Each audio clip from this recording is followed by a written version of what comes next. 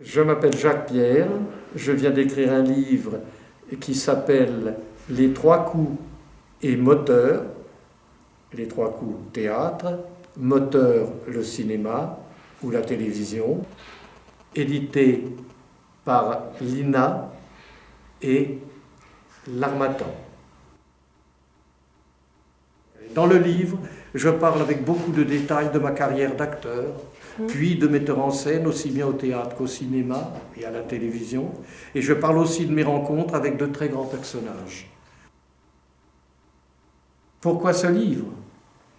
Une rencontre fortuite avec Jean-Michel Rode, directeur de l'Inatec. Une très sympathique conversation sur la télévision de mon époque, quelques bribes d'anecdotes sur mon parcours.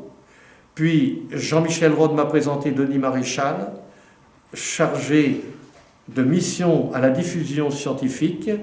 Denis, dont j'ai lu Radio Luxembourg 1933-1993, il est un excellent écrivain. Intéressés l'un et l'autre par des documents écrits, j'en avais. Ils m'ont alors proposé de témoigner, j'ai accepté et me suis replongé au fil des documents dans mon passé. Depuis ce jour, immergé dans mes souvenirs, j'ai revécu avec bonheur des rencontres que sur le moment, avec l'inconscience de la jeunesse, je trouvais tout à fait naturelles, mais qui en réalité ont été d'énormes coups de chance.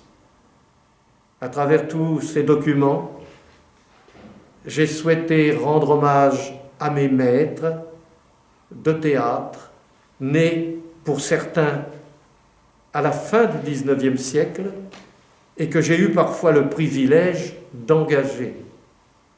J'ai connu l'éclatement de l'ORTF, la création de TF1, Antenne 2, France 3. On me demande d'être moi-même l'historien de tous mes cheminements professionnels. C'est très compliqué, très foisonnant surtout. Il faut survoler une vie de rencontres marquantes et d'événements décisifs.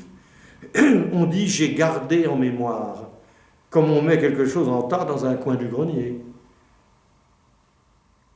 La vie d'un acteur ou d'un metteur en scène est une succession de naissances et de vides, d'enthousiasme et de stress. Il faut choisir, éviter la confusion, baliser l'histoire, l'adapter, surtout respecter le scénario. J'ai tenté de vivre en pensée les bribes d'un journal qu'en réalité je n'avais pas encore eu le temps d'écrire. Un historien fait un travail de recherche, c'est un écrivain donc un solitaire.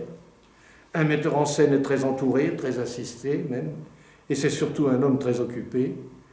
Enfin, l'historien, lui, est seul en tête-à-tête avec son sujet. Me voilà seul, en tête-à-tête avec mes notes. Il faut bien débuter, trouver le bon chemin qui mènera à la mémoire. J'ai eu une chance énorme. Un jour, j'étais au centre de la rue Blanche, par exemple.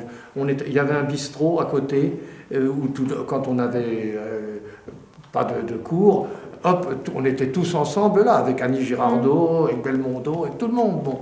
Et puis, j'étais debout sur une table, il y a un gars qui rentre, il s'appelait Jean-Bernard Luc, vous ne l'avez pas connu. Il avait fait un triomphe avec Suzanne Flon, et puis donc, il m'appelle, il me dit « mais on vous cherche partout, partout, partout ». J'avais passé une audition il y avait un mois ou un mois et demi, et j'avais oublié de laisser mon adresse. Vous pouvez le redire si vous voulez.